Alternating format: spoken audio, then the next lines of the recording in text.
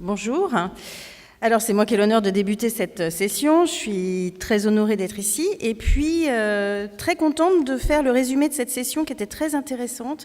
Alors, comme je suis un peu presbyte, je vais être obligée de mettre les lunettes parce que malheureusement, c'est l'âge. Et puis, ça va bien avec le thème puisque notre atelier, notre première partie d'atelier était sur les prises en charge précoces et adaptées de l'ensemble des facteurs pouvant ou avoir un impact sur l'autonomie de la qualité de vie des patients avec des troubles cognitifs. Ça a été un atelier très très riche et cette première partie aurait pu durer encore, je pense, un certain temps. On a d'abord rappelé que effectivement actuellement c'était quelque chose de mal repéré, quels que soient les lieux, que ce soit au domicile ou que ce soit en institution, puisque une enquête en institution avait montré que seul un quart des patients avaient des troubles qui étaient dépistés et qui étaient pris en compte, et que seul un tiers des EHPAD faisaient un dépistage réel de ces situations, que ce soit des troubles auditifs, des troubles visuels. Alors même si les troubles visuels sont sûrement un peu mieux pris en charge que les troubles auditifs, et puis bien sûr des troubles bucco-dentaires qui sont là aussi des facteurs de risque de dénutrition, d'infection chez les patients âgés, surtout institutionnalisés. Alors après ces constats qui sont partagés par tout le monde, on a essayé de dégager des pistes et des solutions, que ce soit sur le dépistage avec la proposition d'une consultation de dépistage ORL, ophtalmo et bucco-dentaire en entrée en institution.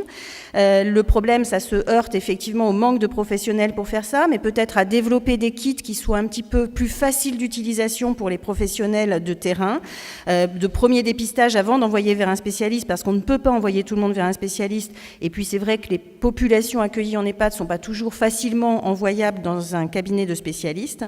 Évaluer les possibilités de travailler avec des professionnels retraités. C'est une retraitée qui a proposé ça en disant qu'il y avait beaucoup de professionnels retraités qui pourraient peut-être de temps en temps venir aider. Et c'est, je pense, une très très bonne proposition. De la même manière, des professionnels étudiants en médecine, en dentaire. Il y a déjà des expériences qui sont faites dans certains endroits d'avoir des étudiants qui vont faire du dépistage et du soin dans des EHPAD. Et c'est plutôt intéressant parce que ça permet aux jeunes professionnels de se former à des populations difficiles et en même temps à des seniors de bénéficier de soins de qualité, entourés par des professeurs bien sûr, mais quelque chose qui permette à la fois d'avoir de l'enseignement auprès des soignants et des aidants, et puis du dépistage et du soin. Utiliser également un peu plus les ESA, qui sont vous savez, les équipes de soins Alzheimer à domicile, qui font de l'évaluation et de l'utilisation des capacités restantes des populations Alzheimer au domicile. Ces équipes vont au plus près des patients à domicile et sont souvent avec des professionnels, que ce soit des ergos, que ce soit des orthophonistes, que ce soit des psychologues, et là aussi peuvent participer à des dépistages, si elles ont des petits kits d'utilisation faciles. Alors dans les prises en charge, il y a des prescriptions qui sont possibles par les généralistes pour les appareils auditifs, ce que visiblement un certain nombre de gens dans l'atelier ne savaient pas. Donc je pense que c'est intéressant de le rappeler parce qu'effectivement, on pense toujours à l'ORL. Alors c'est vrai que le bilan a été fait par l'ORL, puis quelquefois le patient ne veut pas s'appareiller tout de suite, on attend, l'ordonnance est plus valable, et finalement le généraliste pourrait refaire l'ordonnance pour permettre un appareillage. Il y a bien sûr les problèmes de financement de ces appareillages, que ce soit les prothèses dentaires, que ce soit les appareils auditifs ou les lunettes, et là aussi, il faut trouver des solutions de prise en charge. Alors, dans un certain nombre de programmes politiques, actuellement, il y a des possibilités offertes, mais pour l'instant, elles ne sont pas encore concrètes. D'autre part, il y a également toute la formation à faire auprès des professionnels d'EHPAD, entre autres sur l'utilisation des appareils auditifs, qui actuellement, effectivement, même quand les gens ont des appareils auditifs, il est constaté que souvent, l'appareil n'est pas efficient. Soit il siffle, soit les piles sont plus actives, et finalement, les gens sont appareillés, mais n'en bénéficient pas. Également, la formation à domicile des professionnels intervenant au domicile. Une orthophoniste faisait remarquer que, effectivement, quand elle intervenait au domicile d'un patient Alzheimer, quelquefois, il n'était pas bien disposé, c'était pas la bonne heure, c'était pas le bon moment, et qu'elle ne pouvait pas repasser. Et qu'elle avait formé petit à petit, comme ça, les aidants professionnels ou familiaux auprès de ces patients, et que ça avait été beaucoup plus profitable pour eux, parce qu'effectivement, au moment où ils étaient disposés, même si c'était pas un soin professionnel qui était dispensé à ce moment-là, il était beaucoup plus efficace parce qu'il était au bon moment. De développer également des kits de dépistage des prises en charge sensorielles et également des kits de formation auprès des équipes, entre autres, d'EHPAD. mais peut-être aussi des pas.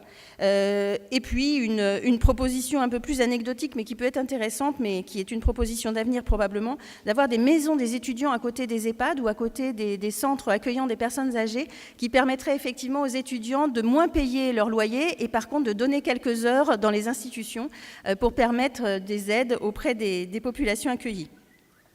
Alors ensuite, il y a la question de la diffusion des informations, parce qu'on se rend compte qu'effectivement, il y a déjà des choses qui existent.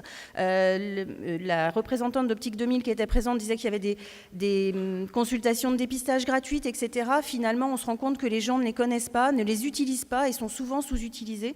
Donc là aussi, c'est comment faire passer auprès des professionnels, auprès de la population, ces possibilités, ces manières de faire qui sont souvent existantes mais non utilisées.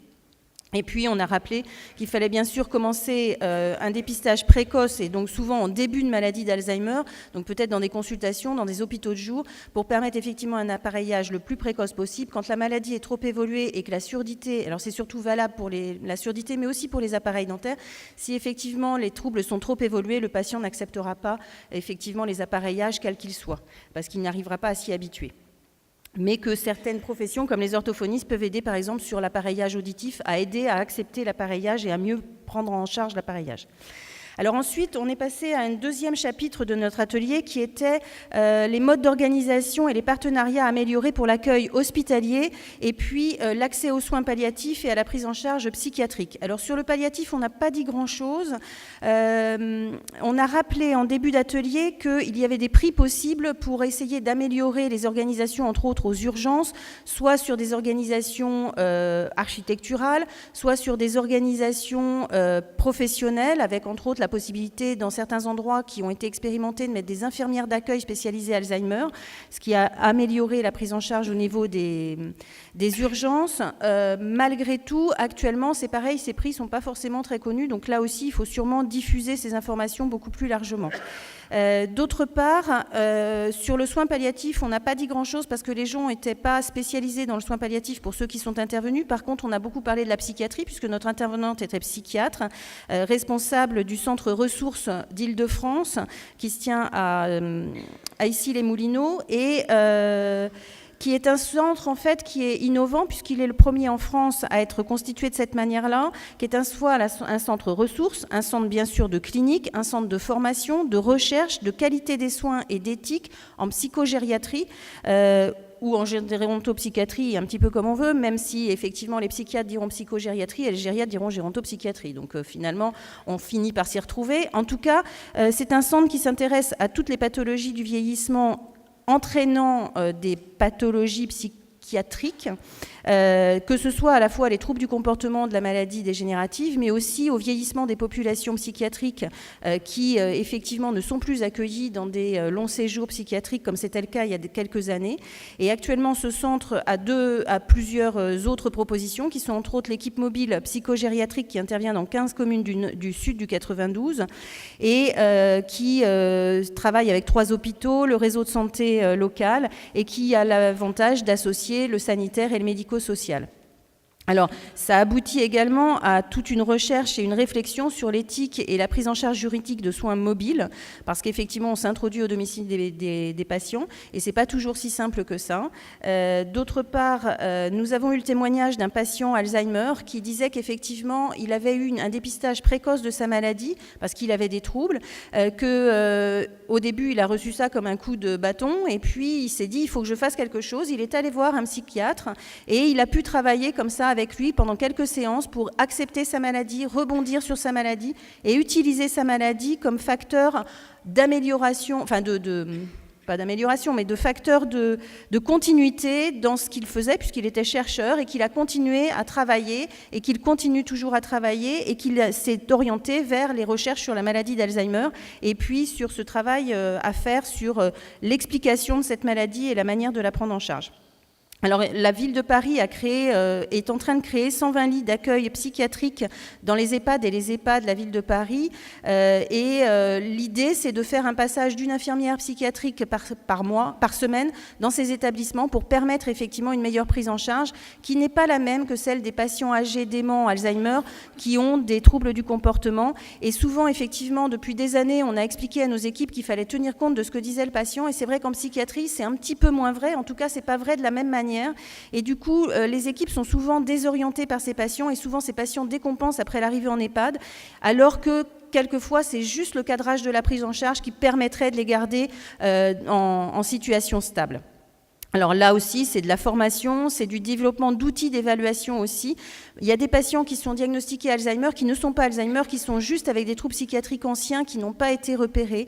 Et ça, c'est intéressant aussi de pouvoir le visualiser. Alors c'est vrai que les équipes mobiles proposées par ici les Moulineaux permettent éventuellement d'aller dans les EHPAD. Donc ça peut permettre effectivement des dépistages précoces. Et là aussi, c'est de pouvoir à un moment avoir le bon professionnel en face du patient. C'est pas si simple que ça en EHPAD. J'ai fait partie d'une équipe gériatrique qui allait dans des EHPAD pendant 6 ans. Et c'est vrai que c'est pas si simple que ça d'avoir le bon professionnel au bon moment. C'est vrai pour la cardiologie, c'est vrai pour plein de choses. Troisième volet de notre atelier, c'était promouvoir la recherche en médecine générale pour la santé des aidants, entre autres. Alors c'est vrai qu'en médecine générale, la recherche est débutante, puisque ça fait une dizaine d'années qu'on a un recul sur la recherche. Mais le professeur Druer rappelait qu'il y avait quand même plein de choses qui étaient faites actuellement et qu'on pouvait faire de la recherche pratico-pratique, on va dire, moins de la recherche fondamentale probablement, mais qu'il y avait à optimiser les organisations, à améliorer la prise en charge des aspects éthiques des patients et des aidants Alzheimer. Et puis, il y avait toute une recherche soignante, clinique à développer. Alors actuellement, il y a des appels à projets, il y a des programmes de recherche qui sont justement à destination des soignants, que ce soit des soignants hospitaliers, mais aussi des soignants probablement du domicile. Et c'est vrai que cette piste-là, pour l'instant, est très peu utilisée en France. C'est vrai que c'est utilisé souvent au Canada, qui est un pays qui a ce genre de recherche depuis très longtemps. Mais en France, c'est vrai que c'est encore balbutiant. Il y a également le besoin de faire des études psychosociales, d'évaluer les actions d'amélioration qui peuvent être ponctuelles et qui actuellement, au-delà du médicament, c'est vrai qu'on est un pays très médicament et on attend tout du médicament. Or, on se rend compte que dans les maladies cognitives, ce qui marche probablement le mieux, c'est, enfin pour l'instant, en tout cas, tant qu'on n'a pas de médicaments curatifs, c'est probablement toutes les prises en charge d'art-thérapie, de musicothérapie, de bien-être, de sophrologie ou que sais-je, peut-être de l'hypnose ou de l'acupuncture demain. Mais c'est vrai qu'on a effectivement sous-estimé cette partie-là de la prise en charge dans le début de la maladie, d'abord parce qu'au début, on ne s'intéressait pas à la maladie, et puis qu'ensuite, quand on a commencé à s'y intéresser, on s'y intéressait par le médicament. Et puis, l'analyse des pratiques professionnelles à faire aussi bien au domicile qu'en institution. Et j'aurai à peu près tout résumé, sans en trop en oublier, je pense. Merci de votre attention. Merci à vous.